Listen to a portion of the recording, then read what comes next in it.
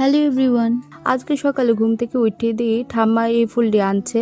আর এই ফুলটির নাম I think Corsa ফুল হইব, আমার নামটা ঠিক মনে পড়তেছে না। তো আজকে তো সংক্রান্তি, আর সংক্রান্তির নিয়ম আছে যে এই ফুলটি দিয়া মালা বানাইয়া দরজার ভিতরে দেউল লাগে, দরজা, তারপরে কলস, তারপরে ফিল্টার অনেকখানি দিতে লাগে। তো এটি আমরা সববারই দিই। তারপরে আমি স্নান করে পরের টাইম গেছিলাম হ্যান্তিকায়া, স্নান করে পূজা দিয়া আমি আর বুলটি বয়ে গেছি কখনো মালা বানাইতে। তো অনেকটি মালই বানাইতে লাগছে, কারণ আমরা ঘরে দিই কাকি তারা করো, তারপর পিসির করো, আবার কলসও ফিল্টারও, তো অনেকটি মালই বানাইতেছিলাম। আর মালাটি বানাইতে বানাইতে আমার একটা সুইচ আঙুলো ঢুকে গেছিলো, কাকুটি রক্ত হয়েছে। তারপর দেখো এনো মালাটি আমরা রেডি দিয়ে ওলাইছি দরজা ভিতরে। আর ফুল কম হয়েছে কারণ অনেকটি মালা হয়েছে তো এলিগা। তারপর আমি এখানে রেডি করতে করতে ঠামা এখানে সবজি কাটা রেডি করে লাইছিল, কারণ আমি রান্না করুম। তো এটি আসলো পাঁচনের আয়োজন। তো আমি এখানে বইয়ে গেছি রান্না করতে। আর আজকে রান্না করুম বাইরে চুলার ভিতরে।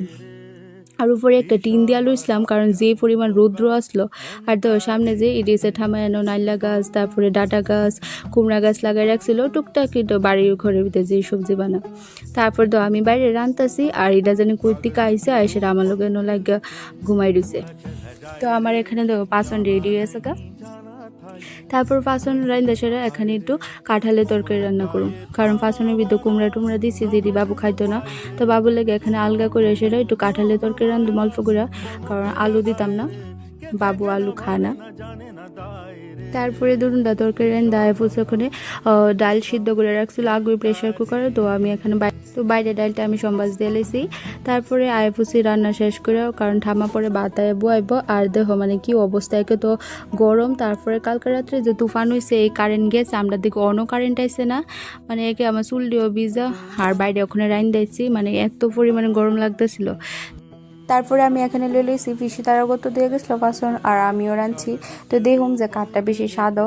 তো এখানে আমি খাইয়া দেখতেছি না, পিসি যে রাঁধছে এটাও স্বাদ হয়েছে, আর আমি যে রাঁধছি এটি তো অলওয়েজ স্বাদও, মানে আমার রান্না সবসময় আমার কাছে স্বাদ লাগে। আর এটি খাইতে খাইতে আমার মনে করতেছিল যে ছোটোবেলায় যে সময় আমরা মানে নমস্কার করতাম বাড়িতাম, তো অনেকের বাড়িতে গেলে আমরা কিতা করতো বাসন দিয়ে দিত খাইতো।